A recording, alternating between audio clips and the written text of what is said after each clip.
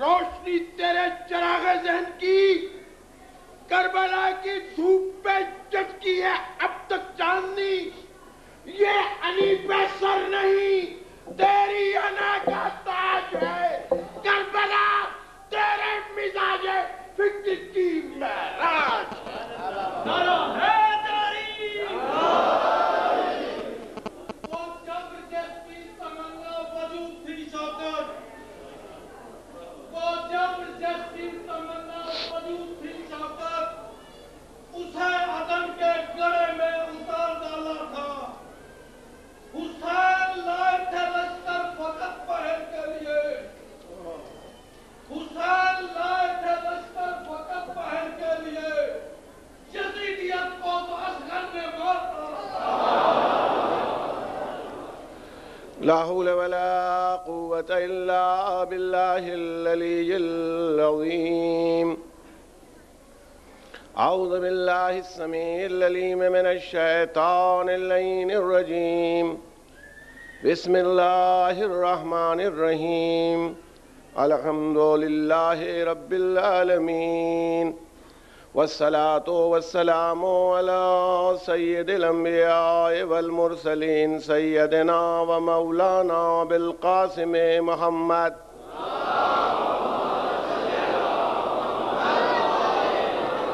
وعلى الطيبين الطاهرين المعصومين المظلومين ولعنة الله على أعدائهم أجمعين.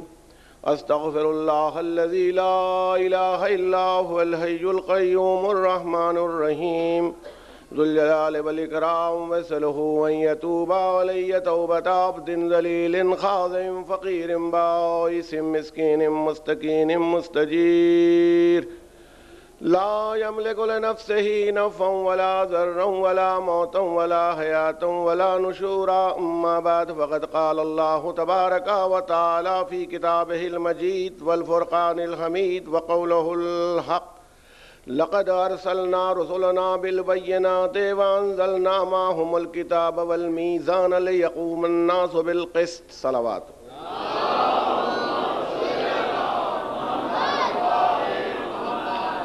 برادران ایمانی، بزرگان محترم، عزاداران حسین مظلوم، مجھے اس بات کا بخوبی احساس ہے آپ کے مقابلے میں وہ لوگ جو میرے سامنے نہیں ہیں وہ انتہائی زحمت سے بیٹھے ہوئے ہیں اس بات کا، اور مجمع بھی کوئی چھوٹا موٹا اس وقت نہیں ہے. ایک اندازے کے مطابق 30,000 یا 30,000 سے زیادہ عزاداران امام مظلوم اس وقت جمع ہیں. لیکن میں ان کی تسلیت کے لیے، ان کی تسکین کے لیے یہ کہنا چاہتا ہوں. آپ دیکھیے، میں نے ابھی دیکھا جتنی دیر مجلس ہو رہی تھی آپ کھڑکیاں بند کر رہے تھے کیونکہ ہوا آ رہی ہے، ٹھنڈی ہوا آ رہی ہے. خوشحال ان عزاداروں کا جو اس وقت کھلے آسمان کے نیچے بیٹھے ہوئے اور زہرا کے لال کا ماتم کرنے کے لیے تیار بیٹھے ہیں. خوشحال ان بیویوں کا جو فاطمہ کے لال کا ماتم کرنے کے لیے، اس کے چاہنے والوں کا ماتم کرنے کے لیے وہ کھلے آسمان کے نیچے اس وقت بیٹھی ہوئی ہیں. مگر میں کہتا ہوں، ہمارا عقیدہ ہے، ہمارا دل کہتا ہے، ہمارے جذبات کہتے ہیں کہ امام زمانہ آتے ہیں. جہاں بھی ان کے جد کی مجلس ہو، اور ہمیں تعجب بھی نہیں ہوتا اسی وقت میں اگر ہزاروں مجلسیں ہو رہی ہوں، اگر ان کا جد ایک وقت میں 40 جگہ دعوت میں جا سکتا ہے تو وارث کو بھی یہ اختیار ہے کہ لاکھوں جگہ اگر مجلس برپا ہو رہی ہو تو ہر جگہ موجود رہے. اس لیے وہ بیٹھے ہوں گے، مجھے امید ہے. مگر میرا خیال یہ ہے کہ یہاں کے مقابلے میں شاید وہ باہر بیٹھے ہوں. فاطمہ آئی ہوں گی.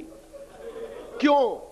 یہ اس لیے میں کہنا چاہتا ہوں کہ جب مدینہ منورہ کی اس مجلس کو یاد کرتا ہوں جو سید سجاد کے لیے برپا کی گئی تھی، اور ہمارا چوتھا امام صدر مجلس میں بیٹھلایا گیا، اور مجلس کے دوران چاہنے والے نے دیکھا تو دیکھا جہاں آنے والے سامعین جوتیاں اتارتے ہیں وہاں وہ چوتھا امام بیٹھا ہوا اپنے بابا کا ماتم کر رہا تھا. اس کا مطلب ہے جو اصل وارث حسین ہوتا ہے وہ جو عزا کے اعتبار سے خراب جگہ ہوتی ہے وہاں بیٹھنا اپنے لیے سعادت سمجھتا ہے۔ اے باہر بیٹھنے والوں، اس ٹھنڈک میں بیٹھے ہو، مگر ہو سکتا ہے تمہارے قریب تمہارا امام بھی بیٹھا ہوا ہو، تمہارے ساتھ ماتم کر رہا ہو۔ اے بیویو، آپ بیٹھی ہیں، آپ سے کہا گیا احترام سے ذکر سنیں۔ ہو سکتا ہے کہ آپ کے پہلو میں زہرا بیٹھی ہوں، آپ کے پہلو میں رسول کی بیٹی بیٹھی ہوئی اپنے لال کا ماتم کرنے آئی ہو، اس کا احترام پیش نظر رہے، اس کا ماتم کرنے کے لیے۔ اس لیے ارباب کرم، آپ سے کہنا چاہتا ہوں، مختصراً گفتگو کرنا چاہتا ہوں، اور اس ذیل میں آپ سے یہ کہنا چاہتا ہوں، آج کی تاریخ میں یہ میرا 5واں دورہ ہے محرم کے سلسلے میں، اور یہ بھی ایک حسن اتفاق ہے کہ جو یہاں کا میں اپنے کو اس قابل نہیں پاتا، نہ میں اپنے تکبر کے طور پر کہہ رہا ہوں، نہ میں فخر کے طور پر کہہ رہا ہوں، مگر یہ شہزادی نے اس حقیر و فقیر کو یہ اعزاز بخشا کہ حسینیہ زہرا میں جو UAE کا مرکزی اشرا ہے اسے مجھے خطاب کرنے کا شرف دیا۔ یہ ان کی عطا ہے، میری حیثیت نہیں ہے۔ مجھے اس بات کا اعتراف ہے بی بی، یہ آپ کی عطا ہے، مگر جب میں یہاں آتا ہوں، یہاں کی جملہ عزاداری پر نظر ڈالتا ہوں، تو میرے دل سے دعائیں نکلتی ہیں یہاں کے شیوخ کرام کے لیے، جو حکومت چلا رہے ہیں، جو حکومت کر رہے ہیں، جو اس میں ان کا انہماک ہوتا ہے، ان حکام کا میں دل سے مشکور ہوتا ہوں اور شکر گزار ہوتا ہوں جو سب دیکھتے ہیں انتظام۔ یہ سوچا بھی نہیں جا سکتا کہ عرب ممالک کے اندر حسین کی عزا اس شان و شوکت کے ساتھ برپا ہو۔ ارباب کرم، اس لیے آپ کی بھی ذمہ داری ہوتی ہے کہ جو آپ کے ساتھ تعاون کرے آپ بھی اس کے ساتھ تعاون کریں۔ میں چاہتا ہوں آپ دعا کریں ان کے لیے جنہوں نے حل جزاء الاحسان الا الاحسان، احسان کا بدلہ سوائے احسان کے کچھ ہو ہی نہیں سکتا۔ انہوں نے ہمارے اوپر احسان کیا انتظام کر کے، ہم اس لائق بھی نہیں کہ ہم ان کے لیے کچھ کر سکیں۔ نہ انہیں دولت کی ضرورت ہے جو ہم انہیں دیں، نہ یہ کہ ہم انہیں زمین دے سکتے ہیں، نہ یہ کہ ہم انہیں مال دے سکتے ہیں، مگر ہم دعا تو کر سکتے ہیں کہ پالنے والے اے رب العزت، جیسے انہوں نے حسین کے غم میں تعاون کیا تو ان کی عزت کو بڑھا دے۔ یا اللہ، ان کے جو مخالفین ہیں، پروردگار عالم اپنے رسول کے صدقے میں، اس کی پاک بیٹی کے صدقے میں، ان کے پاک اہل بیت کے صدقے میں ان کی توفیقات میں اضافہ کر دے، ان کو صحت و سلامتی عطا فرما، اور پالنے والے انہیں اس دنیا میں بھی اجر عطا فرما۔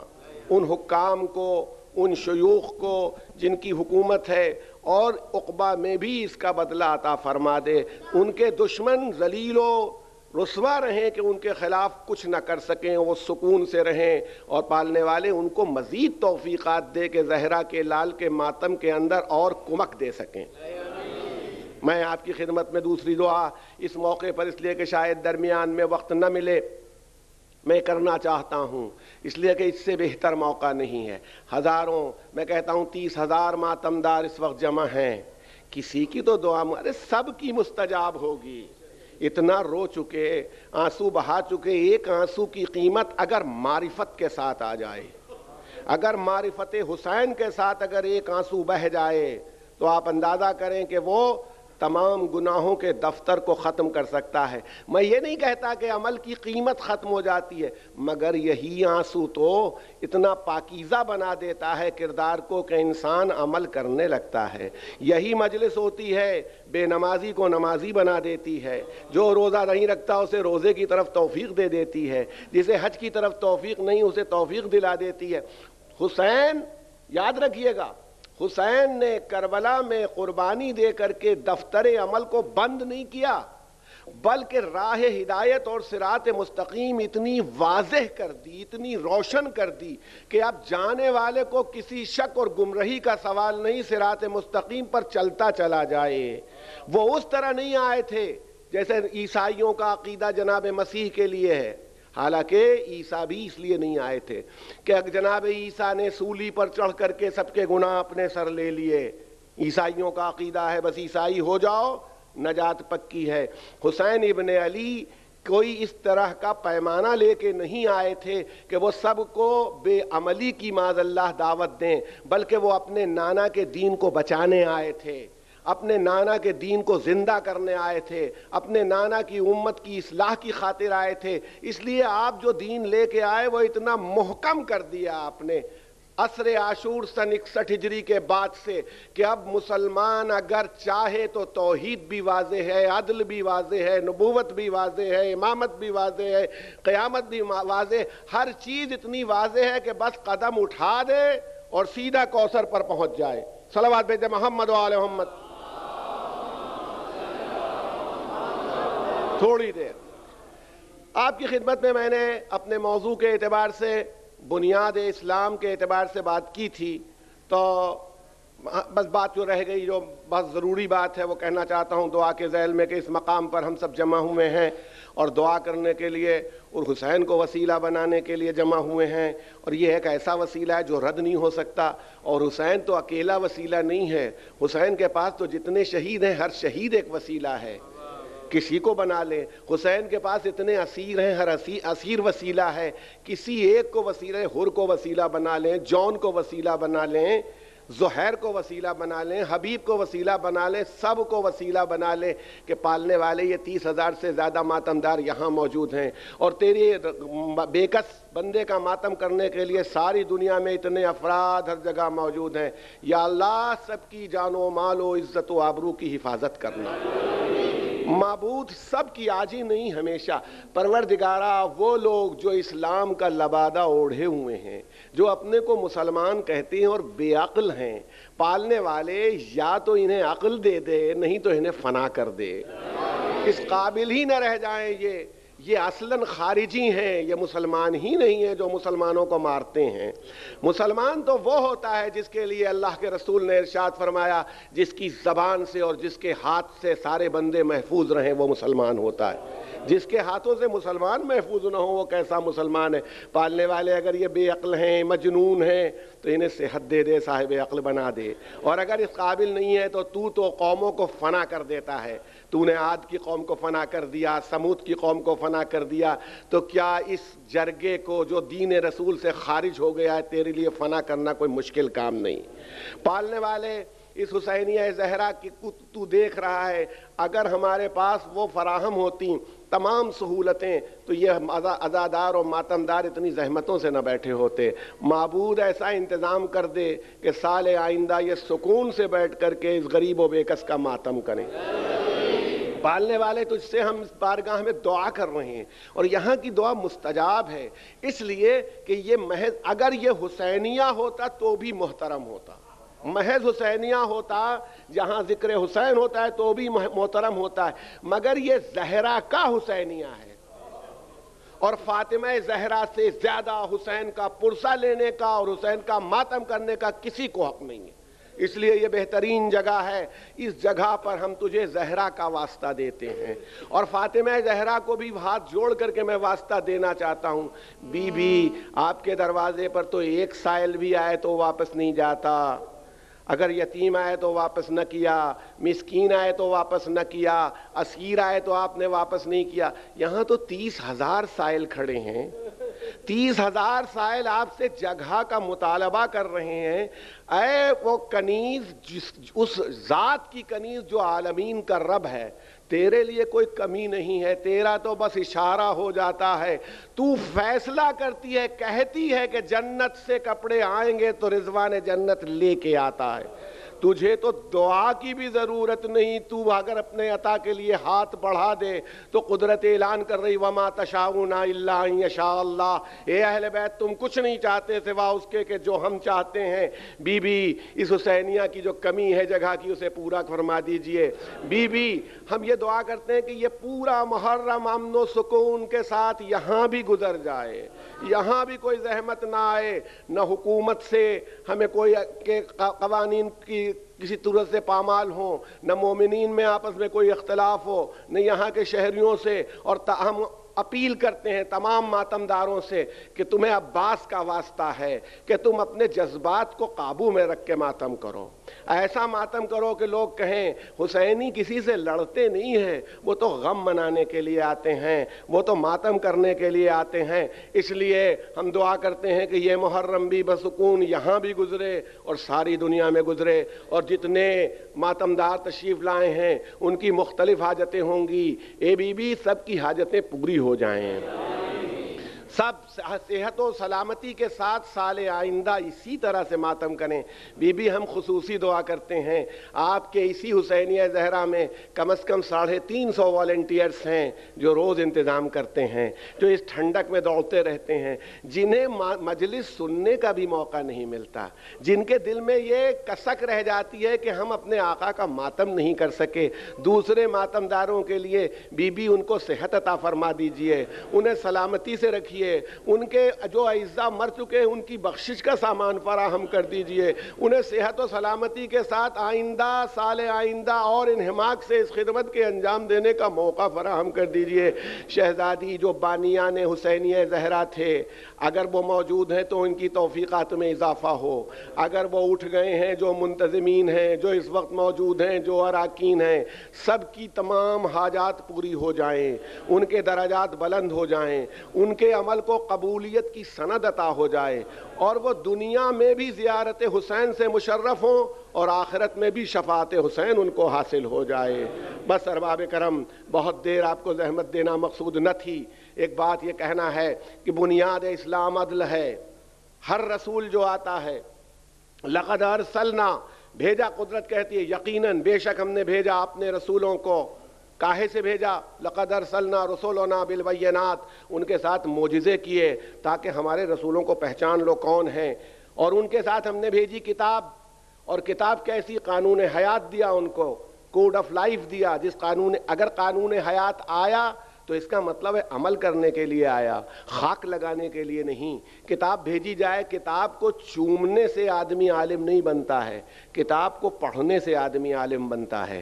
اسی طرح سے ہم نے اس کے ساتھ میزان اتاری، عدل تمہاری زندگی میں اپنی ذات کے ساتھ عدل کرو، دوسروں کے ساتھ عدل کرو، اور اس قانون حیات کو اس لیے بھیجا تاکہ انسان عدل پر قائم ہو جائیں، فساد کا خاتمہ ہو جائے، ظلم کا خاتمہ ہو جائے، زیادتی کا خاتمہ ہو جائے۔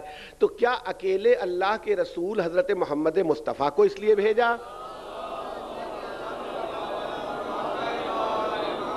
کیا صرف محمد مصطفیٰ جو ہمارے آخری رسول ہیں اس مشن سے آئے؟ نہیں، رسولنا ہر جتنے ہمارے رسول ہیں، یعنی آدم سے لے کے اور آخری نبی تک، ہر نبی کتاب اور معجزے کے ساتھ آتا ہے میزان لے کر کے کہ لوگ عدل پر قائم ہو جائیں۔ آدم کا مشن بھی یہی ہے، نوح کا مشن بھی یہی ہے، ابراہیم کا مشن بھی یہی ہے، موسیٰ اور عیسیٰ کا مشن بھی یہی ہے۔ 1,24,000 نبی اصطلاحاً جو کہلاتے ہیں، ان کے جتنے اوصیاء ہیں، ان کے جتنے نمائندے ہیں، سب کا مشن یہی ہے کہ عدل قائم ہو جائے۔ اسلام اللہ کا دین آدم کے وقت میں بھی تھا، خاتم النبیین کے وقت میں بھی تھا، اور آج بھی اسلام ہے۔ اسلام میں تبدیلی نہیں ہوتی، تبدیلی شریعت میں ہوتی ہے۔ جیسی ضرورت ہوتی ہے ویسی شریعت بدل جاتی ہے۔ موسیٰ کی شریعت اور تھی، شریعت کے معنی ہوتے ہیں قانون، نماز کتنی پڑھیں، کہاں پڑھیں، حج کہاں پر ہو، یہ شریعت ہوتی ہے۔ کون سی چیز کھائیں، کون سی چیز نہ کھائیں، یہ شریعت ہوتی ہے۔ جیسے بلکہ ایک ہی دین میں شریعت حالات کے اعتبار سے بدل جاتی ہے۔ ٹھنڈک پڑنے لگی، وضو کے بدلے میں تیمم کروا دیا گیا۔ اگر صحت کو نقصان ہے، شریعت میں تبدیلی نہیں ہوئی، حالات میں تبدیلی ہو گئی۔ آدمی خود حج کے لیے نہیں جا سکتا، صحت ساتھ نہیں دے رہی ہے، دوسرا اس کی طرف سے چلا جائے، تو شریعت بدلتی ہے۔ یہ نہ کہیں کہ شریعت میں کوئی تبدیلی نہیں ہوتی، نہیں، شریعت حالات کے اعتبار سے بدل سکتی ہے، مگر یہ نہیں کہ موسیٰ کے وقت میں اللہ ایک تھا اب 3 ہو گئے، ابراہیم کے وقت میں نبی کی عظمت کچھ اور تھی، اب نبی ویسا عظیم نہیں رہ گیا۔ جب آدم اور نوح آئے تھے تو اللہ عادل ہوا کرتا تھا، اب عادل نہیں رہ گیا، زمانہ زیادہ بدل گیا، اللہ پرانا ہوا، معاذ اللہ۔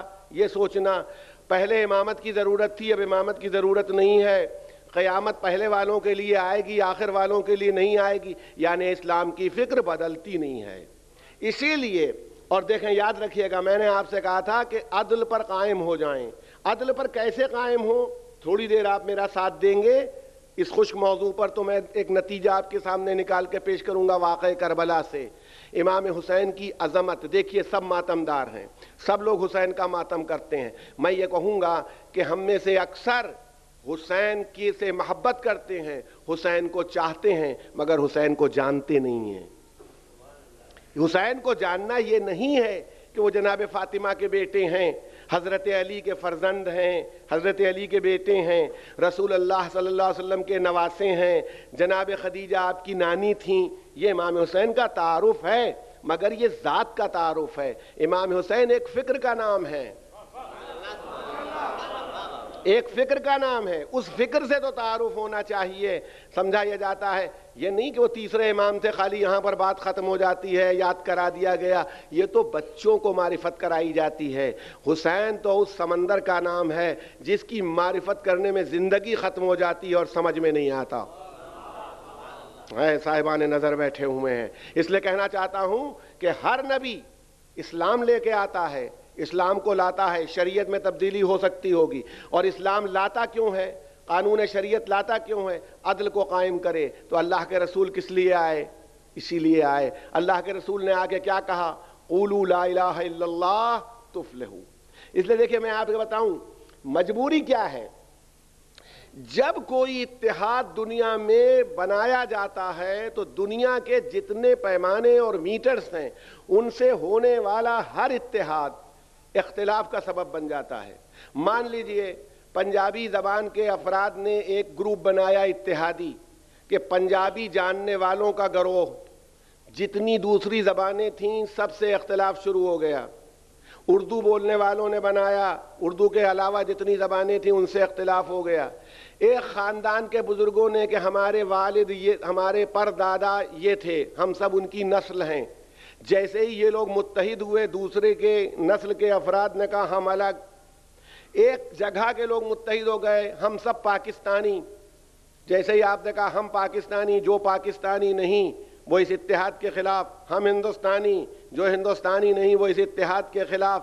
تو چاہے زمین کو بنیاد بنائیے, چاہے نسل کو بنیاد بنائیے, چاہے زبان کو بنیاد بنائیے, اتحاد جو قائم ہوگا وہ اتحاد کسی نتیجے پر پہنچنے سے پہلے اختلاف کا شکار ہوگا. اس لیے اتحاد کے لیے کوئی ایک ایسا مرکز ہونا چاہیے جس پر کسی کو کوئی اختلاف نہ ہو. ایک آفاقی مرکز, یونیورسل سینٹر ہونا چاہیے. اب ہم عدل کرنا چاہتے ہیں, ہم کیا عدل کریں گے؟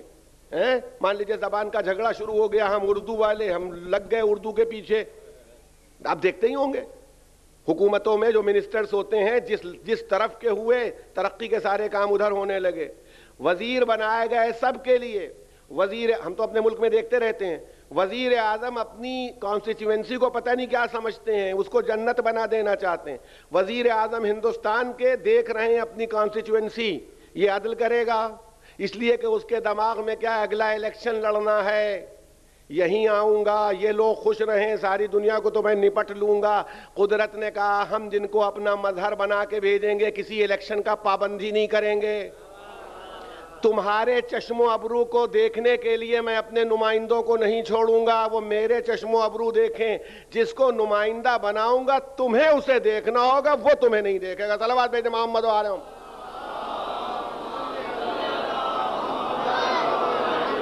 امیر المومنین کے لیے فرمایا یا علی انت بمنزلۃ الکعبہ, اے علی تیری منزلت کعبے جیسی ہے. میں یہ کہتا ہوں کہ یہ بتا دیا کہ جو ادھر کا نمائندہ ہوتا ہے اس کی شان کیسی ہوتی ہے. کعبہ کسی کی طرف رخ نہیں کرتا, سب کعبے کی طرف رخ کرتے ہیں.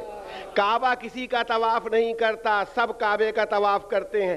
کعبہ کسی کے گھر نہیں جاتا, سب کعبے پر جاتے ہیں. گویا بتایا علی تمہیں دوسروں کا طواف کرنے کی ضرورت نہیں, تمہارا طواف دنیا کرے گی. سب کا دروازے پر آ کے کہنا آپ نہ ہو تو ہم ہلاک ہو جائیں. اس بات کی دلیل ہے کہ امام مجمع کا پابند نہیں ہوتا, مجمع امام کا خود پابند ہوتا ہے.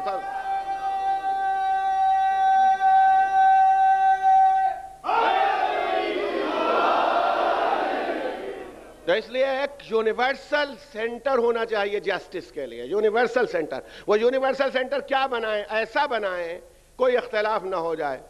کسی طرح کا اختلاف نہ پیدا ہو. اسی لیے رسول اللہ کا پہلا مشن یہی تھا، قولوا لا الہ الا اللہ تفلحوا، تم لوگ لا الہ الا اللہ کہو تاکہ فلاح پاؤ. یعنی اس کا مطلب ہے مرکز میں اگر توحید آ جائے، اللہ کی وحدانیت آ جائے مرکز میں، تو توحید الہی سارے اختلافات کو اپنے آپ ختم کر دے گی. اب کاہے کا اختلاف؟ آپ پاکستانی تب بھی اللہ کے بندے، ہم ہندوستانی تب بھی اللہ کے بندے، یہ یو اے ای کا سٹیزن ہے یہ بھی اللہ کا بندہ، وہ جاپان کا رہنے والا وہ بھی اللہ کا بندہ. بلکہ اتحاد تو اتنا بھی ہے، ارے ہم آدمی، یہ شیر وہ بھی اللہ کی مخلوق، میں بھی اللہ کا مخلوق. میں زمین پر، ہو سکتا ہے کوئی مخلوق کسی اور سیارے پر ہو، یہ سیارہ بھی اللہ کی مخلوق، وہ سیارہ بھی اللہ کا مخلوق. یعنی اس کا مطلب ہے ایک ذرے سے لے کے پوری کائنات مخلوق ہے، سب اس کی طرف پلٹ کے جا رہے ہیں. ایسا اتحاد ہے کسی اختلاف کا سوال ہی نہیں پیدا ہوتا. صلوات بھیجتے محمد و علیہ.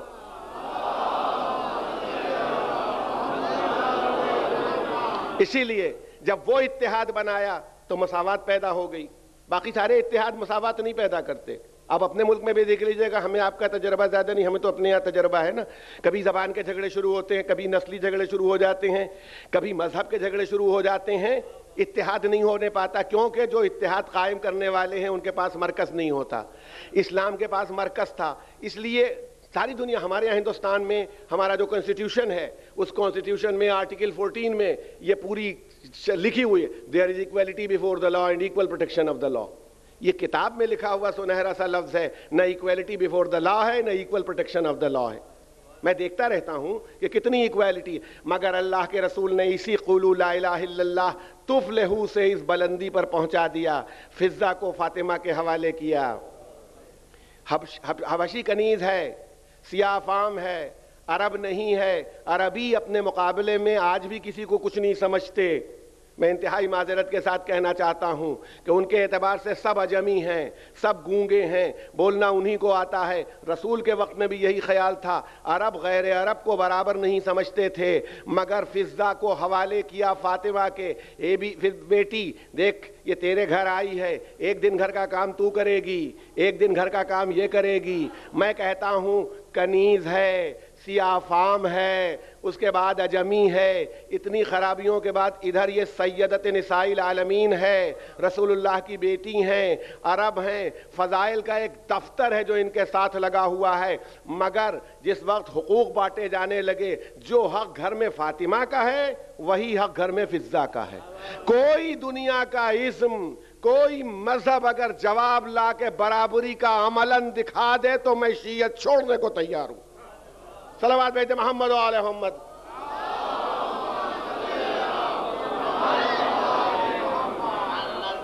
میں کہتا ہوں یہی نہیں، حسین ابن علی نے دکھایا. جب حسین ابن علی آخری رخصت کے لیے آئے، چلنے لگے. میں باب مصائب میں نہیں نقل کر رہا ہوں، چلنے لگے اور جیسے ہی چلنا چاہا سب کو سلام کیا. یا زینب، یا ام کلثوم، یا رقیہ، ایک ایک بی بی کا نام لیا. علیکن منی السلام، تم سب پر میری طرف سے سلام ہو. تو وہاں آخری سلام جو امام نے کیا آپ کو بھی کیا، مگر بعد شہادت سے پہلے آخری سلام فضہ کو کیا. یہ اسلام کی مساوات ہے. در خیمہ پر کھڑی ہوئی فضہ تھیں، فضہ کو دیکھا. اگر امام یہ کہتے میری کنیز تیرے اوپر سلام تو یہ بھی بہت بڑا مرتبہ ہوتا، مگر یہ بھی نہ کہہ کے کہا میری ماں فاطمہ زہرا کی کنیز، میری نہیں، میری ماں کی کنیز تیرے اوپر حسین مظلوم کا سلام ہو. دنیا کا کوئی مذہب مساوات کی اس سے بڑی تصویر لا کے دکھا سکتا ہے؟ یہ نہیں. اور ادھر میں یہ کہتا ہوں رسول اللہ نے ان عربوں کے درمیان جہاں حروف کے مخرج کے اوپر زور لگا رہتا ہے، زے کیسے بولا جائے گا، زال کیسے بولا جائے، ذات کا تلفظ کیا ہونا چاہیے، زو کا تلفظ کیا ہونا چاہیے، وہاں ایک ایسے آدمی کو مؤذن بنانا جو سین اور شین نہ جانتا ہو. بلال ایک سیاہ فام غلام کا نام ہے جو قریش کا غلام تھا، جس کو آج ہم حضرت بلال رضی اللہ تعالی عنہ کہتے ہیں. یہ غلام تھے، اور غلام ایسے، غلام کا کام کیا ہوتا ہے؟ پکارا جاتا ہے غلام کو، آؤ ہمارا کام کرو. غلام کو آواز دی جاتی آؤ ہماری طرف، اور غلام دوڑ کے آتا ہے. اور رسول اللہ نے کیا کیا؟ گلدستہ اذان پر بلال کو حکم دیا جاؤ، اور اب بلال کہتا حیا علی الصلاح، نماز کے لیے آؤ، حیا علی الفلاح. وہی جو کل بلال کو بلاتے تھے ان کو بلال آواز دے رہا ہے. گلدستہ اذان پر ایک حبشی غلام کو، سیاہ فام غلام کو جو آواز دیتا ہے اشہد ان لا الہ الا اللہ، جو اشہدو بھی نہیں کہہ پاتا، جو کہتا ہے اشہد ان محمد رسول اللہ، مگر اللہ کے رسول اسی کو مؤذن بنائیں. اعتراض کے باوجود اللہ نے یہ تسلیم نہیں کیا کہ اللہ کے رسول کے مؤذن کو ہٹایا جائے. میں کہتا ہوں اگر اللہ اپنے رسول کے مؤذن کو ہٹانا قبول نہیں کرتا تو اگر وہ کسی کو نمائندہ بنا دے تو اس کی بھی معزولی قبول نہیں کرے گا. مگر یہ گلدستہ اذان پر پہنچانا تھا بلال کو کہ ساری دنیا دیکھ لے اس 1400 سال پہلے عرب میں ایک سیاہ فام غلام مؤذن بنا ہوا ہے. اور پھر میں کہتا ہوں یہی تیور کربلا میں نظر آیا جب حسین کے سامنے جون آ کے کھڑا ہوا. اگر جون خالی مر جاتے، شہید ہو جاتے تو بڑی بات نہ تھی، مگر جب جون آئے حسین کے سامنے، اور حسین کے سامنے آنے کے بعد کہا مولا مجھے اجازت دے دیجئے، تو امام نے کیا کہا؟ جون تم تو راحت کے دنوں کے ہمارے ساتھی تھے، آرام کے دنوں کے ہمارے ساتھی تھے، اب اپنی جان کیوں دیتے ہو؟ تو جناب جون نے کہا اچھا میں سمجھ گیا، میرا رنگ سیاہ ہے، میرا حسب و نسب پست ہے، میرے جسم سے بدبو آتی ہے. آقا میں نے راحت کے دنوں میں آپ کے پیالے چاٹے، مصیبت میں آپ کو چھوڑ کے چلا جاؤں تو صحیح، جو میں اپنا سیاہ خون آپ کے نورانی خون میں ملا نہ دوں. میں کہتا ہوں اس تیور سے تو عباس نے بھی اجازت نہیں مانگی جس تیور سے غلام نے مولا سے اجازت مانگی ہے. یہ حسین دکھا رہے تھے میرے نانا کا جو مساوات کا سبق تھا اسے کربلا میں آ کے دیکھو، جون کے انداز سے دیکھو کیسے مساوات کی جاتی ہے. اس نظام کو اللہ کا رسول دے کے گیا. 23 سال کی تبلیغ، تقریباً 10 سال مدینہ منورہ میں، 13 سال مکے میں، اصل تبلیغ تو 10 ہی سال ہوئی. رسول اللہ نے عدل کو بھی قائم کر دیا، مساوات کو بھی قائم کر دیا، مگر پیغمبر کے اٹھنے کے بعد یہ سارے نقش عربی عصبیت کی وجہ سے، قبائلی تعصب کی وجہ سے، اپنے مفادات کی وجہ سے دبنے لگے، دھندلے پڑنے لگے. اسی لیے حضرت ابو درداء رضی اللہ تعالی عنہ صحابی رسول نے ایک مرتبہ کہا کہ میں تم لوگوں میں رسول اللہ کے زمانے کی کوئی بات نہیں پاتا، بس بات اتنا ہی دیکھتا ہوں کہ نماز مل کے پڑھ لیتے ہو. یعنی کتنے دنوں بعد 20 25 30 سال میں یہ حال ہو گیا کہ رسول اللہ کے زمانے کی کوئی بات نہیں مل رہی.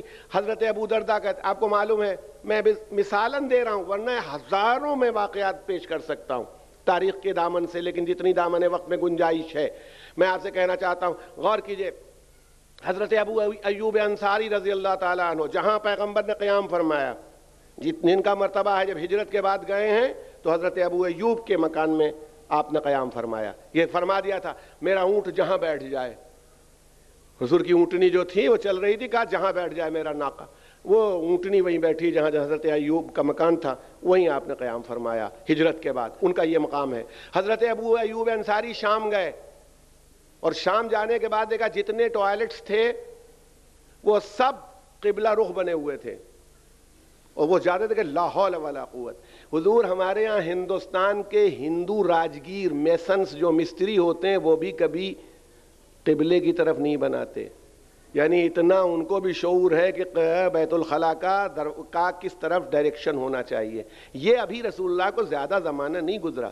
ایک صحابی رسول حاکم نمائندے کے پاس جا رہا ہے جو اسلام کا سب سے بڑا فرما روا ہوگا اس وقت، شام میں اس کے پاس جا رہا ہے. اور جب وہاں گئے تو دیکھا کہ درندے کی کھال پر، یعنی جیسے شیر، چیتے، ان کی کھال پر بیٹھنا رسول اللہ نے منع فرمایا. سونا پہننا مردوں کے لیے حرام قرار دیا. دیکھا سونا بھی پہنے ہوئے ہیں، درندے کی کھال پر بیٹھے. کہا تمہیں معلوم نہیں کہ اللہ کے رسول نے ان چیزوں سے منع کیا ہے؟ مگر اگر یہ تمہارے ہاں پاتا ہوں تو مجھے تعجب ہے کہ تمہیں رسول اللہ کی یا تو حدیث نہیں معلوم، اور اگر حدیث معلوم ہے تو اس پر عمل نہیں کیا جا رہا. آپ اندازہ کریں.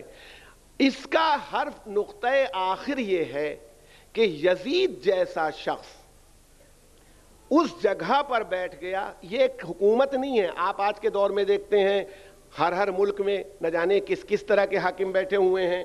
ان کا نام لینے کی کیا ضرورت ہے؟ آپ دنیا کے ممالک میں کیا کیا کرتے پھر رہے ہیں. مگر جتنے آدمی حکومت کرتے ہیں، کوئی کہتا ہے کہ ہمیں پارلیمنٹ نے بنایا، کوئی کہتا ہے ہمیں کانگریس نے بنایا، کوئی کہتا ہے ہمیں عوام نے بنایا، کوئی کہتا ہے کہ ہمیں باپ دادا سے ملی. یہ کوئی نہیں کہتا کہ ہم اللہ کے نمائندے اور رسول کے جانشین ہیں. فرق کیا ہے کہ یزید کی حکومت کس کی عام حکومت کا نام نہیں، اس حکومت کا تصور یہ تھا کہ وہ رسول اللہ کے جانشین کی حیثیت سے بخشی گئی حکومت ہے اور وہ پیغمبر صلی اللہ علیہ وسلم کا نمائندہ ہے. یہ وہ کہہ رہا ہے. اور اس نمائندگی پر کرتا کیا ہے؟ شراب وہ پیتا ہے. بتائیے آپ ایسے پیش نماز کے پیچھے نماز پڑھیں گے؟ نمائندہ و خلیفہ ہونا تو بہت دور کی بات ہے. شراب پیتا ہے، ناچ دیکھتا ہے، گانا سنتا ہے، خود میوزیکل انسٹرومنٹ بجاتا ہے. وہ تنبور کیا تھا؟ اس زمانے کا میوزیکل انسٹرومنٹ تھا. سونا پہنتا ہے، ریشم پہنتا ہے، بہت کچھ وہ کرتا ہے جو یہاں سے میں کہہ نہیں سکتا. جب اہل حرم اسیر ہو کے آئے اور سرحائے شہداء اس کے پاس آئے تو اس نے اپنے خیالات کا اظہار اشعار میں کیا. کاش آج میرے بدر کے مقتولین زندہ ہوتے، وہ مشرکین جو اس کے رشتہ دار تھے اور بدر میں مسلمانوں کے ہاتھوں قتل ہو گئے تھے. کہتا ہے اگر وہ زندہ ہوتے تو مجھے دعا دیتے اور میری تعریف کرتے، اے یزید تیرے ہاتھ کبھی شل نہ ہو، یزید تیرے ہاتھ کبھی تھکے نہیں. اور فرماتے اس نے کہا، رسول اللہ جیسی ذات کے لیے اس نے کہا کہ نہ تو پیغمبر پر کوئی وحی آتی تھی، نہ تو محمد پر کوئی وحی آتی تھی، نہ فرشتہ. یہ تو بنی ہاشم نے حکومت حاصل کرنے کے لیے ایک کھیل کھیلا تھا. یہ اس کا شعر ہے. دین اگر شراب پینا دین احمد میں، محمد مصطفیٰ کے دین میں جائز نہیں ہے تو دین مسیح پر ہو کے پی لو، چونکہ عیسائی پیتے تھے. یہ سب اس کے اشعار ہیں جو اس نے، اور کوئی بھی آدمی کتنا بھی گیا گزرا ہو اپنے رسول کی اہانت کوئی معاذ اللہ مسلمان برداشت نہیں کر سکتا. آپ بتائیے ایسا آدمی یزید، وہ نمائندہ حسین، نمائندہ رسول بنا ہوا، شام میں بیٹھا ہوا ہے. اس کی حکومت کتنی بڑی ہے؟ اسپین ادھر اور سندھ ادھر. اسپین سے سندھ تک پھیلی ہوئی جغرافیائی سرحدوں میں جو حکومت ہے، اس کے نام کو جمعے کی نماز میں خطبے میں لیا جائے گا، خطبہ پڑھا جا رہا ہے. اس کی ایک خواہش جو پوری نہیں ہوئی، وہ خواہش یہ تھی کہ میں خانہ کعبہ کی چھت پر بیٹھ کے شراب پیوں، کیسا مزہ آئے گا. یہ اس کی خواہش پوری نہیں ہو سکی. اس نے مسجد نبوی کی بے حرمتی کی. آپ کو میں بتا چکا ہوں واقعہ حرہ میں. اس کردار کا آدمی امام حسین سے بیعت مانگ رہا تھا. بیعت کے معنی میرے عزیز دوستو، بالخصوص بچوں، یہ سمجھ لو، یہ اوتھ آف ایلیجینس ہوتی ہے. بیع کے معنی ہے سیل، بیچنا، سیل کرنا، اور بیعت کے معنی ہوتے ہیں اپنے نفس کو بیچنا. تو جس کے ہاتھ نفس کو بیچا جاتا ہے، اس کا مطلب ہے اس کے کل عمل کو کی تصدیق کی جاتی ہے، اس کا ریٹیفیکیشن کیا جاتا ہے. جب حسین سے بیعت لوگوں نے کر لی تو اس کا مطلب ہے حسین جو کریں سب صحیح. جب ہم امام معصوم سے بیعت کرتے ہیں تو ہم بھی سوال نہیں کرتے، مولا اگر آپ صلح کریں تو ہماری صلح، اگر آپ جنگ کریں تو ہماری جنگ ہے، اگر آپ پیچھے ہٹیں گے تو ہم پیچھے ہٹیں گے، اگر آپ آگے بڑھیں گے تو ہم آگے بڑھیں گے. کیونکہ بیعت کرنے کے معنی ہے غلامی.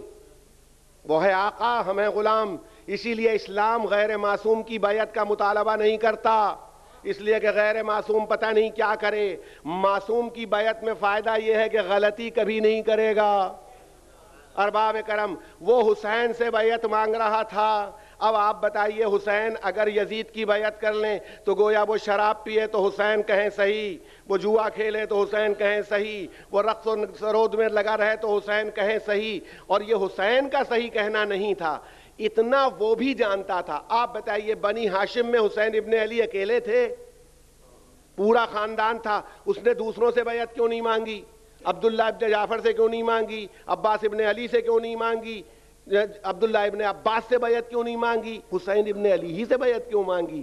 اس لیے ارباب کرم، اسپین سے سندھ تک پھیلی ہوئی حکومت میں اتنے آدمیوں کے بیعت کرنے سے تسکین نہیں ہوئی.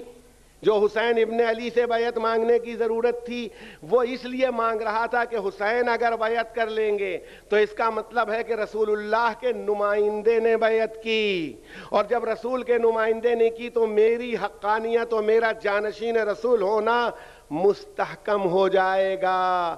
اب آپ بتائیے حسین کی کتنی بڑی ذمہ داری تھی۔ حسین نے جو جواب دیا یہ نہیں کہا میں تیری بیعت نہیں کروں گا، بلکہ کہا ہم ایسے تجھ جیسوں کی بیعت نہیں کرتے،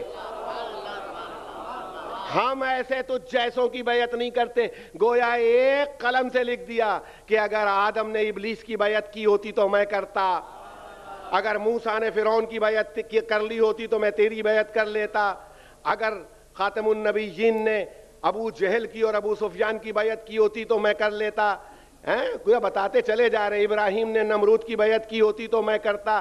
ہم جیسے نہیں کرتے، اسی لیے تو اگر حسین بیعت کر لیتے تو یہ اکیلا حسین کا فعل نہ ہوتا، رسول کی خدمات مٹ جاتی، اور خالی رسول کی خدمتیں رکی ہوئی ہیں۔ عیسیٰ کی ساری زحمتیں برباد ہو جاتی، موسیٰ کی زحمتیں برباد ہو جاتی۔ اس کا مطلب ہے حسین کی بیعت میں ایک کے انکار میں 1,24,000 انبیاء کی خدمات چھپی ہوئی تھیں۔ اسی لیے آپ ہر شب جمعہ اور ہر موقع پر متبرک موقع پر کہتے ہیں اے آدم کے وارث تم پر سلام، اے موسیٰ کے وارث تم پر سلام، اے ابراہیم کے وارث تم پر سلام۔ یہ وراثت اگر نسلی وراثت ہوتی تو آدم کے وارث حسین ہیں، ابراہیم کے وارث حسین ہیں، مگر نہ موسیٰ کے وارث ہیں نہ عیسیٰ کے وارث ہیں۔ یہ وراثت انبیاء ہے، یہ نبوت اور رسالت کی وراثت ہے۔ گویا گواہی دی جا رہی حسین تم نے سب کی عزت بچا لی، تم نے سب کی خدمتوں کو بچا لیا انکار بیعت سے۔ ورنہ یاد رکھیے، اسی لیے کوئی میں نہیں کہہ رہا ہوں، بزرگ ترین سنی عالم بھی ہیں، بہت بڑی شخصیت صوفی بھی ہیں، خواجہ اجمیری خواجہ معین الدین چشتی علیہ الرحمہ ارشاد فرماتے ہیں سرداد نداد دست در دست یزید، سرداد نداد دست در دست یزید، حقا کے بنا لا الہ است حسین۔ حسین نے اپنا سر دے دیا، یزید کے ہاتھ میں اپنا ہاتھ نہیں دیا۔ حضور کیا کہہ رہے ہیں؟ حق ہے، خدا کی قسم لا الہ کی بنیاد حسین ہے۔ یعنی وہ جو مرکز عدل تھا، مرکز مساوات تھا، لا الہ اگر وہ مٹ جاتا تو اسلام کہاں رہتا؟ جو بنیاد اسلام عدل ہے اسی کا دوسرا نام حسین ابن علی ہے۔ اندازہ کریں، صلوات بھیجیں محمد و آل محمد پر۔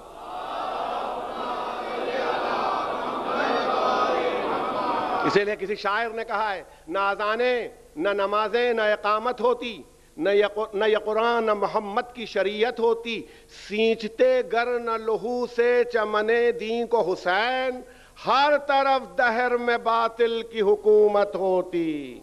یہ جو آپ حق کی آواز سن رہے ہیں یہ حسین ابن علی کی آواز ہے جو سنائی پڑ رہی ہے، اور اس بیعت سے انکار کرنے کے پیچھے راز بھی یہی تھے کہ میں تمہاری بیعت نہیں کروں گا، اس لیے کہ بیعت کرنے کا معنی ہوں گے کہ تم کو میں نمائندہ تسلیم کر لوں، تمہیں مان لوں کہ تم نمائندے ہو۔ اب باب کرم یہ نمائندگی تو حسین ابن علی نے نہیں مانی، مگر حسین کو معلوم تھا کہ ہوگا کیا۔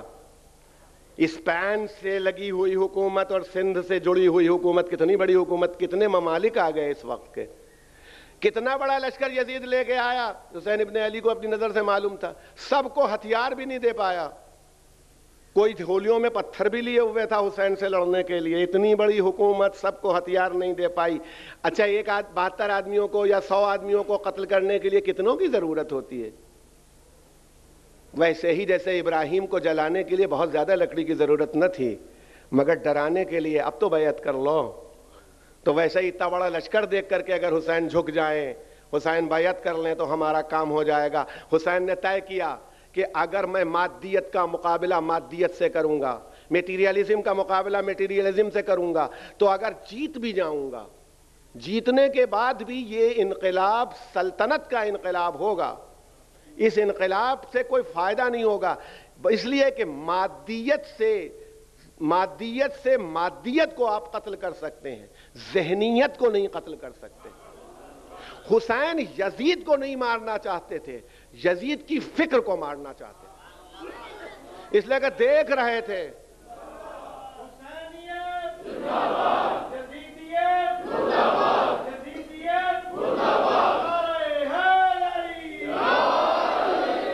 فکر یزیدی مٹ جائے، یہ حسین کا مقصود تھا۔ حکومت بناؤں گا تو کتنی، میں جیت جاؤں گا تو میری بھی حکومت اسپین سے سندھ تک ہو جائے گی، کتنے دن رہوں گا، جتنے دن زندگی رہی، تو یہ حکومت زمانے کے حساب سے بھی محدود ہو جائے گی، جغرافیائی حد سے بھی محدود ہو جائے گی۔ حسین ایک ایسی حکومت چاہتے تھے نہ جو زمانے کی پابند ہو اور نہ جو جغرافیائی حد کی پابند ہو۔ اس لیے امام نے اپنی پوری تکنیک بدل دی اور اپنی جو ٹیکنیک رکھی اس سے ایک لامحدود حکومت قائم کر دی۔ بتائیے آج حسین ابن علی کی حکومت کہاں تک ہے؟ یو اے ای میں ابھی حسین کا علم اٹھے گا کہ نہیں اٹھے گا؟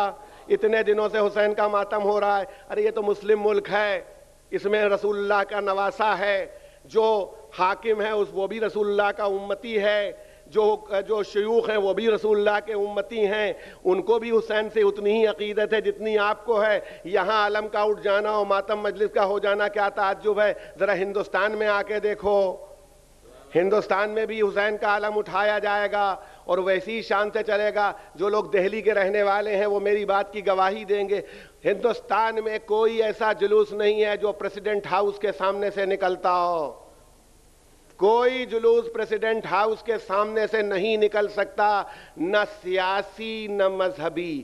واحد جلوس ہے باپ کا اور بیٹے کا۔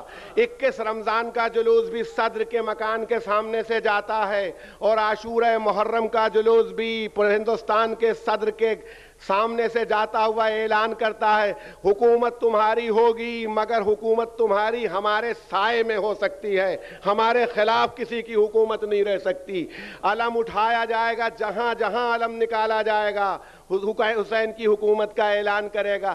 سن 61 ہجری کو گزرے ہوئے 1300 سال ہو گئے مگر حسین کی حکومت ختم نہیں ہوئی۔ یہ کارنامہ ہے حسین ابن علی کا، مگر یہ اپنی ذات کے لیے نہیں کیا، یہ مسلمانوں کے اتحاد کے لیے کیا، انسانوں کی نجات کے لیے کیا، لوگوں کو رسول اللہ کے دین پر لانے کے لیے کیا۔ اس لیے کہ یاد رکھیے، اگر آپ ذرا سی بھی توجہ فرمائیں گے اور کبھی دیکھیں گے تو آپ کو اندازہ ہو جائے گا کہ آپ کے پاس لا الہ الا اللہ محمد الرسول اللہ کی گواہی کیا ہے۔ ذرا سا ہمیں سوچ کے بتائیے، آپ یقین رکھتے ہیں کوئی خدا نہیں ہے سوائے اللہ کے، آپ یقین رکھتے ہیں محمد مصطفیٰ اللہ کے رسول ہیں، آپ کے پاس ہے کوئی دلیل؟ لائیے۔ کہ قرآن دلیل ہے، قرآن تو ہم کو سمجھ میں بھی نہیں آتا، ہم تو خالی پڑھ لیتے ہیں، ترجمہ دیکھ لیتے ہیں۔ یہ تو علماء کا کام ہے کہ سمجھیں کہ قرآن دلیل بنتا ہے کہ نہیں۔ رسول اللہ کے معجزے دلیل ہیں، معجزے تو اب ہیں نہیں، جو سب چاند کے 2 ٹکڑے ہوئے تھے یقین ہے، رسول اللہ معراج پر گئے تھے، جب رسول مان لیتے ہیں تو یقین پیدا ہو جاتا ہے۔ آپ کے یقین کی کوئی دلیل ہے جو حسین ابن علی کے علاوہ آپ کو مل سکتی ہو؟ ہمارے پاس یہ یقین کی دلیل ہے۔ اگر حسین کو توحید پر اور رسالت پر اتنا یقین نہ ہوتا تو ایسے لشکر کو لے کے بھوک اور پیاس میں قتل نہ ہوتے۔ دیکھیں، کوئی بھی آدمی کسی بھی منزل پر ہو، مرتے وقت موت کو دیکھ کے بھاگتا ہے، کتنی بات بھی ہو بھی ڈٹا ہوا ہے، لیکن ایک دفعہ موت آ گئی تو اپنے حق سے بھی پیچھے ہٹنے لگتا ہے۔ چہ جائے کہ اگر حالات ایسے ہوں، پریشانیاں ایسی ہوں، اس کے بعد بھی اپنے حق پر ڈٹا رہے اور پیچھے نہ ہٹے، تو میں یہ جانوں گا کہ اس کا مطلب ہے کہ جس دین کے اوپر وہ جمع ہوا ہے، جس نظریے پر وہ جمع ہوا ہے، جس فکر پر وہ جمع ہوا ہے، اتنا یقین ہے اس فکر پر کہ نہ اس کو وحدانیت الہی کے بارے میں کوئی شبہ ہے، نہ اسے رسالت کے بارے میں کوئی شبہ ہے۔ تبھی تو اس یقین کی بنیاد کے اوپر 6 مہینے کے بچے کو ہاتھوں میں لے کر کے سامنے لے آتا ہے، تبھی وہ اپنے 32 سال کے بھائی کی شہادت گوارا کر لیتا ہے، تبھی وہ مساوات کا پورا سبق کربلا میں دکھا دیتا ہے، تبھی بھوکا بھی رہتا ہے، تبھی پیاسا بھی رہتا ہے۔ کسی نے بھی رسول کی رسالت کی گواہی اپنے خون سے اور اپنے جگر کے ٹکڑوں سے ایسی نہیں دی جیسی حسین ابن علی نے دی۔ اس لیے ہم کہتے ہیں انہوں نے اپنے نانا کا دین بچا لیا، اس لیے ہم کہتے ہیں کہ وہ بنیاد لا الہ ہیں، اسی لیے ہم کہتے ہیں کہ رسول نے کہا حسین منی وانا من حسین، حسین مجھ سے ہے اور میں حسین سے ہوں۔ ہم سب گواہی دیتے ہیں اشہد ان محمدن عبدہ ورسولہ، سب کی گواہی، مگر خون سے لکھی ہوئی گواہی نہیں ہے۔ کسی نے ایسی گواہی نہیں دی کہ بہنیں بے مقنعو چادر ہو جائیں اور ہماری گواہی لکھو، کسی کی ایسی گواہی نہیں ہے کہ لاش میری پامال ہو جائے مگر لا الہ الا اللہ محمد رسول اللہ کی گواہی لکھو۔ جب ایسی گواہی گواہی دینے والا ہو تو قدرت کو اس کی یادگار کو برقرار رکھنا چاہیے یا نہیں؟ احسان کا تقاضا کیا ہے؟ اس نے اللہ کی وحدانیت کے لیے گواہی دے دی، اس نے رسول کی رسالت کے لیے گواہی دے دی، تو اب رسول کی بھی ذمہ داری ہے کہ اس کا غم فراموش نہ ہونے پائے، خدا کی بھی ذمہ داری ہے کہ اس کی یادگار برقرار رہے۔ یہ حسین کی یادگار باقی رکھنے سے حسین کو فائدہ نہیں، انسانیت کو فائدہ۔ یاد رکھیے، جب بھی انسانی فکر مردہ ہونے لگتی ہے تو اس کو خون دینے کے لیے ذکر حسین آگے بڑھتا ہے۔ آپ کو اندازہ ہے ایک چیز زہر مہرہ ہوتی ہے، سانپ کاٹ لے اور کسی کے پاس زہر مہرہ ہو تو جہاں سانپ نے کاٹا ہے وہاں اس زہر مہرے کو رکھ دیا جائے، درست ہو جاتا ہے، صحت ہو جاتی ہے۔ زہر مہرے کا کام یہی ہے۔ آپ اندازہ کیجئے کہ اس دنیا میں فکر کے کتنے اژدہے اور سانپ ہیں جو کاٹ رہے ہیں۔ کوئی وحدانیت کے اندر شک پیدا کر رہا ہے، کوئی رسالت میں شک پیدا کرتا ہے، کوئی امامت میں شک پیدا کرتا ہے۔ یہ ہزاروں سانپ کاٹنے کے لیے دوڑ رہے ہیں، مگر عزاداری حسین کا زہر مہرہ اسلام میں موجود ہے۔ حسین کی یاد کا عزاداری کا زہر مہرہ ہر آدمی کے پاس موجود ہے، جس کا استعمال سال بھر بھی ہوتا رہتا ہے، اور پھر اس کے بعد ادھر چاند محرم کا نمودار ہوتا ہے اور ادھر اس زہر مہرے کا استعمال شروع ہو جاتا ہے۔ کیسے کوئی اسلامی فکر کو مٹا پائے گا؟ رسول بلا وجہ اہل بیت کو چھوڑ کے نہیں گئے تھے، اسی لیے، اور اہل بیت نے بھی اس ذمہ داری کو اسی لیے قبول کیا۔ ورنہ سچ بتائیے، کیا حسین کی نظر میں علی اکبر کی جوانی اتنی کمتر تھی کہ معمولی باتوں کے اوپر ضائع کر دی جاتی؟ اگر علی اکبر جیسے جوان کو حسین نے کربلا کے بن میں شہید ہونے کے لیے بھیجا تو اس کا مطلب یہ ہے کہ مقصد بہت بلند رہا ہوگا، مقصد اتنا اونچا رہا ہوگا۔ اور مقصد کیا تھا؟ توحید الہی کو بچانا تھا، عدل الہی کو بچانا تھا، رسالت کو بچانا تھا۔ اس لیے اگر علی اکبر شہید ہوتا ہے تو ہو جائے، کہ علی اکبر کسی معمولی ذات کا نام نہیں ہے۔ ارے اس کو تو حسین نے جب بھیجا ہے تبھی تعارف ہوا۔ جس وقت علی اکبر کو روانہ کر رہے تھے مولا، کیا ارشاد فرمایا؟ ایسے نہیں بھیجا۔ آپ اندازہ کریں، علی اکبر کو بھیجنے کا امام نے عجب طریقہ اختیار کیا۔ کسی شہید کے لیے یہ نہیں کہا جاؤ تم خیمے میں چلے جاؤ رخصت ہونے کے لیے۔ عباس رخصت ہونے کے لیے نہیں آئے تھے، سکینہ سے مشکیزہ لینے کے لیے آئے تھے، مگر علی اکبر جیسے لال کی رخصت کے موقع پر خیمے کے اندر بھیجا۔ علی اکبر خیمے کے اندر آئے۔ اس کے بعد اب میں نہیں جانتا، حمید ابن مسلم کی روایت ہے، حمید کہتا ہے کہ خیمے کا پردہ اٹھتا تھا اور خیمے کا پردہ گرتا تھا۔ کبھی خیمے کا پردہ اٹھا، کبھی خیمے کا پردہ گرا۔ میں نے گنا 6 مرتبہ ایسے ہی ہوا۔ تو میں نے اندازہ کیا کہ علی اکبر اپنے یہاں کی عورتوں کو، اپنی ماں کو، اپنی بھبیوں کو، اپنی بہنوں کو سمجھا کر کے نکلنا چاہتے ہیں، اور بیویاں پھر اپنے حلقے میں لے کے شہزادے کو اندر چلی جاتی ہیں۔ بار بار باہر آنا چاہتے ہیں اور بار بار شہزادی کے شہزادیاں لے کے علی اکبر کو اندر چلی جاتی ہیں۔ 6 مرتبہ یہی گزری۔ 6ٹھی بار کے بعد کہتا ہے حمید کہ نکلے جناب علی اکبر باہر آئے۔ باہر آنا تھا، حسین نے یوں نہیں رخصت کیا۔ اب علی اکبر کے سر پر رسول اللہ کا امامہ رکھا، رسول کی زرہ ذات الفضول پہنائی، رسول کی قبا پہنائی، رسول کی عبا پہنائی، گویا تصویر رسول بنا رہے تھے۔ اس کے بعد اپنے خاص گھوڑے عقاب کے اوپر سوار کیا اور علی اکبر سے کہا میرے لال جاؤ میدان قتال میں جنگ کرنے کے لیے جاؤ۔ شہزادہ چلا، بس تھوڑی ہی دور چلا تھا، میں کہہ رہا ہوں ایسے عباس کو بھی نہیں رخصت کیا حسین نے۔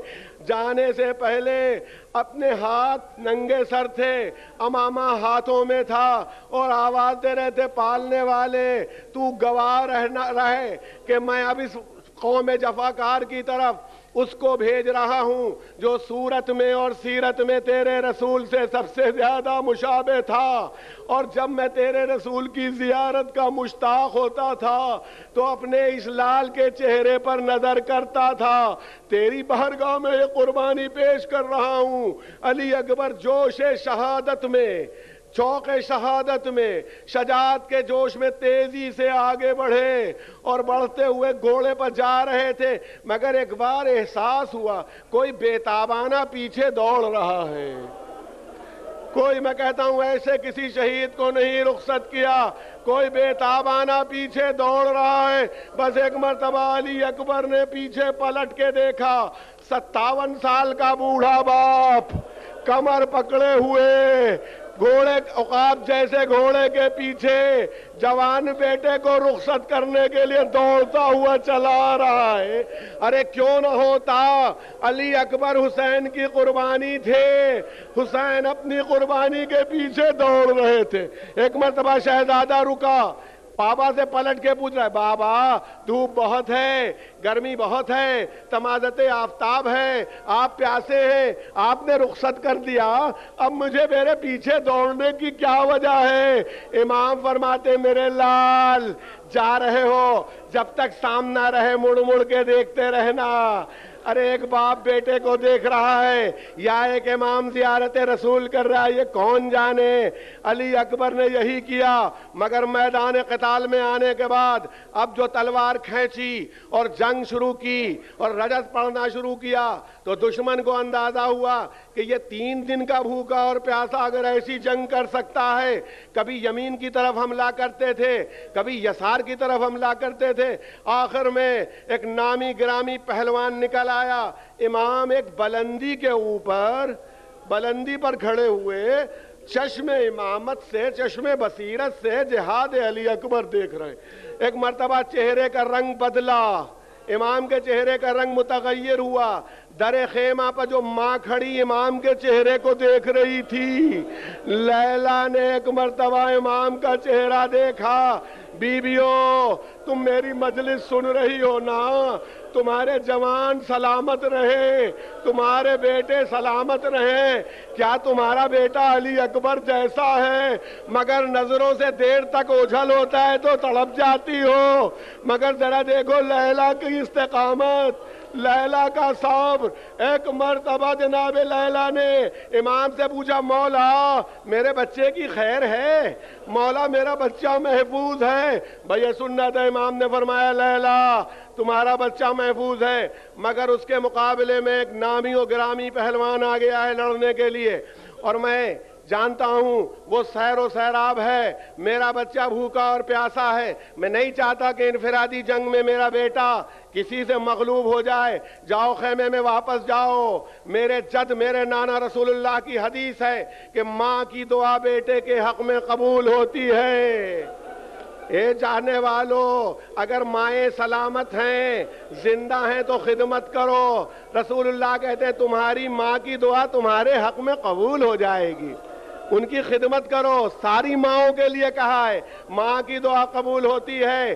جناب لیلا گئیں خیمے کے اندر، بیویوں سے کہا، بیویوں آؤ میں دعا کرتی ہوں۔ بال پریشان کیے، ہاتھ پھیلائے اور دعا کرنا چاہی۔ میں کہتا ہوں بی بی بڑا اچھا موقع ہے، علی اکبر کی زندگی مانگیے، علی اکبر کی حیات مانگ لیجئے، ایسا جوان کہاں ملے گا۔ مگر جناب لیلا خوشا حال اس بی بی کا، اور کتنے سلام کیے جائیں لیلا کو۔ دعا بھی مانگی تو عجیب دعا مانگی، اے یوسف کو یعقوب کی طرف پلٹانے والے، اے یوسف کو یعقوب کی طرف پلٹانے والے، میرے یوسف کو میری طرف واپس کر دے۔ حضور بس یہ ماں کی دعا کا اثر تھا، ورنہ علی اکبر کے لوٹنے کا کوئی سوال نہ تھا۔ وہ لڑنے کے لیے گئے تھے، مگر اس ملعون کو قتل کیا، اور قتل کرنے کے بعد واپس آئے۔ واپس آنے کے بعد اپنے بابا سے جو جملے کہے، چاہنے والوں کا بابا گرانی آہن نے مار ڈالا، یہ دھوپ کی تمازت میں یہ جتنے اسلحے ہیں سب تپ رہے ہیں۔ ارے میں جنگ نہیں کر پا رہا ہوں، ایک گھونٹ پانی مل جاتا، ایک جرعہ آب مل جاتا تو آج وہ جنگ کرتا کہ یادگار ہوتی۔ امام نے کہا، میرے لال خیمے میں پانی کہاں موجود ہے؟ اچھا آؤ میرے پاس آ جاؤ۔ اپنی زبان میرے دہن میں دو، شاید تمہیں کچھ تسکین مل جائے۔ علی اکبر نے اپنی زبان امام کے دہن میں دی، بس اتنا تھا کہ ایک مرتبہ کھینچا اور ارشاد فرمایا بابا آپ کی زبان میں مجھ سے زیادہ کانٹے پڑے ہیں، بابا آپ کی زبان مجھ سے زیادہ خشک ہے۔ اے رونے والوں، آج شب عاشور ہے، اب سال آئندہ اگر شب عاشور ملی تو حسین کا ماتم کرنا، اور نہیں تو قبر کے اندر ماتم حسین کریں گے۔ ہاں حسین نے سے جیسے ہی زبان کھینچی گویا اجازت مانگ رہے تھے، امام نے اپنی انگشتری اتاری عقیق کی، کہا میرے لال منہ میں رکھ لو، تسکین ہوگی۔ علی اکبر بڑھے، ارشاد فرمایا امام نے جاؤ تمہارے دادا ساقی کوثر ہیں تمہیں سیراب کریں گے۔ اب علی اکبر آئے جنگ کرنے کے لیے، لڑائی لڑتے ہوئے ادھر سے ستھراؤ کرتے ہوئے نکلتے ہیں، رن میں عجب کھیت پڑا ہوا ہے۔ ایک مرتبہ ایک دشمن کہتا ہے درخت کے پیچھے چھپا ہوا، اب کی اگر یہ جوان میری طرف سے گزرا تو میں اس کی ماں کو اس کے ماتم میں بٹھلا دوں گا۔ بھائی ادھر شہزادہ جوش شجاعت میں چلا، ادھر اس ظالم نے ایک ایسی سنا ماری جو پشت توڑتی ہوئی جگر کے اندر پیوست ہو گئی۔ علی اکبر نے گھوڑے کی گردن میں اپنی باہیں ڈالی، اب گھوڑا لشکر میں جدھر جدھر جاتا ہے شمشیر زنوں کی شمشیریں پڑ رہی ہیں، روایت میں اربن اربا، ارے ٹکڑے ٹکڑے کر دیا، ٹکڑے ٹکڑے کر دیا۔ عزاداران امام مظلوم، تھوڑی دیر کی زحمت، نہ جانے سال آئندہ میں موجود ہوں کہ پڑھ سکوں، آپ موجود ہو کے سن سکیں، یہ موقع مل سکے کہ نہیں۔ میں کہتا ہوں چند منٹ اگر متوجہ ہو کے سنو حسین پر کیا گزری، مگر شہزادے نے بھی کمال شجاعت کا حق ادا کر دیا۔ ایسا موقع تھا، ہر ناصر شجاع تھا حسین کا، مگر جب گرتا تھا تو حسین کو آواز دیتا تھا۔ کوئی کہتا تھا یا اماں ہو ادرکنی، اے چچا خبر لیجئے، کوئی کہتا تھا یا خواہ ہو ادرکنی، اے بھائی خبر لیجئے، کوئی کہتا تھا یا آقا ہو ادرکنی، اے آقا خبر لیجئے۔ مگر علی اکبر کو یہ بہت ننگ لگا، یہ بہت کمزوری کی بات لگی کہ 18 سال کا جوان 57 سال کے بوڑھے باپ کو مدد کے لیے پکارے۔ اس لیے مدد کے لیے نہیں پکارا، مگر ضرورت تھی کہ اپنی شہادت کی اطلاع دے دیتے۔ بس میں کہتا ہوں عجب منظر کیا، اگر کہتے کہ السلام علیکم یا ابا عبداللہ تو آپ کو معلوم ہے کہ حسین کو جواب سلام واجب ہوتا، سلام کا جواب حسین کو دینا پڑتا، اور دیکھ چکے تھے کہ حسین کی زبان کتنی خشک ہے۔ اس لیے جناب علی اکبر نے اس منزل پر جب نیزے کا پھل جگر میں ٹوٹ چکا، تلواروں سے زخمی ہو چکے، اتنی شجاعت اور ذہانت کا ثبوت دیا، سلام الٹ دیا کہ جواب دینے کی ضرورت باقی نہ رہے۔ یا بتا علیک من السلام، اے بابا غلام کا سلام آخر قبول کر لیجئے، یا بتا علیک من السلام۔ مگر حسین صبر نہیں کر سکے اس منزل پر، کبھی دوڑے یمین کی طرف دوڑتے ہوئے جاتے تھے، کبھی یسار کی طرف دوڑتے تھے، اور اب راوی کہتا ہے بار بار کہتے تھے یا علی یا علی۔ معلوم نہیں نجف کے علی کو پکار رہے تھے یا کربلا کے علی کو آواز دے رہے تھے، نہیں پتا، مگر کیسے پہنچے میرے مولا اور آقا مجھے نہیں معلوم۔ مگر بہت بزرگ عالم دین جناب حر عاملی بیان فرماتے ہیں کہ حسین لڑکھڑاتے تھے، حسین ٹھوکریں کھاتے تھے، یہاں تک کہ جب علی اکبر کا جسد مطہر، جب علی اکبر کا جسم 5 قدم یا 7 قدم رہ گیا تو حسین کھڑے نہیں رہ سکے، جیسے ایک بچہ گھٹنیوں کے بل چلتا ہے، جیسے ایک بچہ گھٹنیوں کے بل چلتا ہے، کوہنیوں کے سہارے کھسکتے ہوئے علی اکبر کے جسد مطہر تک پہنچے۔ چاہنے والوں آپ کو تعجب ہوتا ہے، بہت سے لوگ تعجب کرتے ہیں کہ جب علی اکبر کا لاشا خیمے میں آیا اور بیویاں، میں بیان کرنا چاہتا ہوں، میں شہادت پڑھوں گا ابھی 5 منٹ آپ کو زحمت دوں گا، شہادت علی اکبر پڑھوں گا۔ ارباب کرم، جب لاشا علی اکبر کا آیا تھا خیمے میں، آپ سنتے رہتے ہیں، تو میں آپ سے پوچھتا ہوں کہ تب تمام، یہ روایت ملتی ہے کہ جب تمام بیویوں کو حسین نے دیکھا اور ان کی ماں لیلا کو نہ پایا، جب لیلا کو نہیں پایا تو حسین بے قرار ہوئے، چاہتے تھے لیلا جوان کا لاشا دیکھ لیں، میں لیلا کو تسلیت دے دوں تو میں رخصت ہوں۔ میں کہتا ہوں جس بیٹے کی شہادت پر حسین یہ آواز دے، یا بنیا علی الدنیا بعدک لفا، اے بیٹا تیرے بعد زندگانی دنیا پر خاک ہے، جبکہ حسین کا بیٹا علی اصغر موجود تھا، حسین کا بیٹا سید سجاد موجود تھا۔ ارے لیلا کا تو ایک لال سامنے پڑا ہے، ایک بیٹی مدینے میں فاطمہ صغرا ہے جس کو دیکھا نہیں۔ ایسی حالت میں لیلا نہیں تھی، فضہ کو بھیجا جاؤ لیلا کو لے کے آؤ، دیکھا خیمے میں ہے، کہا بی بی چلو تمہارے لال کی میت آئی ہے۔ شہزادی فرماتی فضہ بہت دیر سے کوشش کرتی ہوں مگر دروازہ نہیں ملتا، کبھی ادھر ٹکراتی ہوں، میں ماں سے پوچھتا ہوں بتاؤ، ارے دروازہ نہیں ملتا، خیمے کا دروازہ دکھا دو، ذرا میرے بازوؤں کو پکڑو، مجھے لے تو چلو، میں جوان کے لاشے پر جانے کو تیار ہوں۔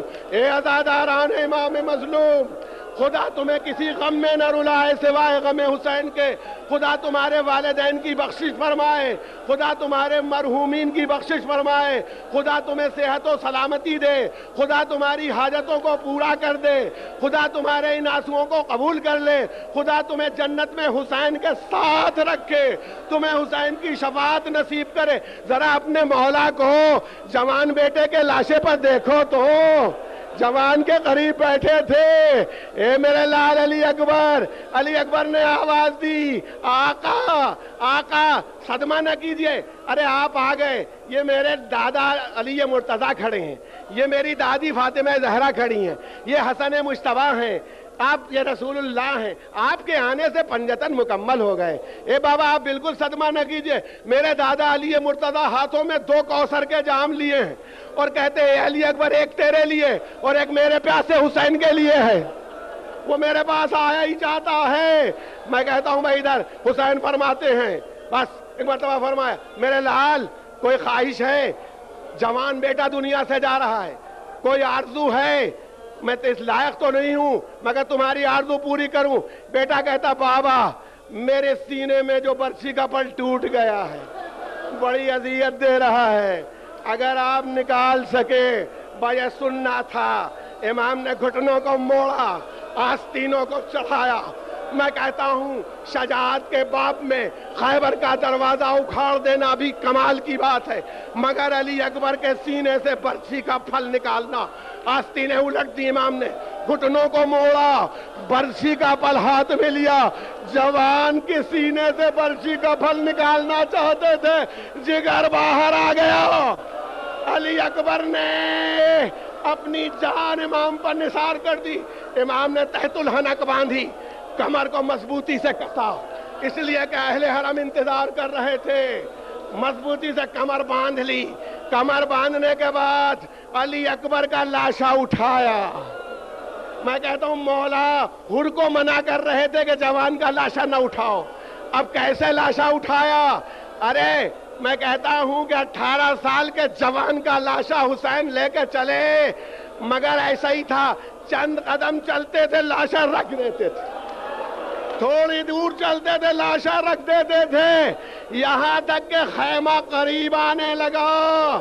بس جیسے ہی خیمہ نظر آیا امام نے آواز دی، بنی ہاشم کے بچوں آؤ، چلے آؤ، تمہارے مولا سے تمہارے بھیا کا لاشا نہیں اٹھتا، چھوٹے چھوٹے بچے تھے، علی اکبر کا لاشا تھا، امام کے سر پر عوامہ نہیں تھا، کمر پکڑے ہوئے آواز دیتے جاتے تھے، والی اکبرہ والی اکبرہ والی اکبرہ۔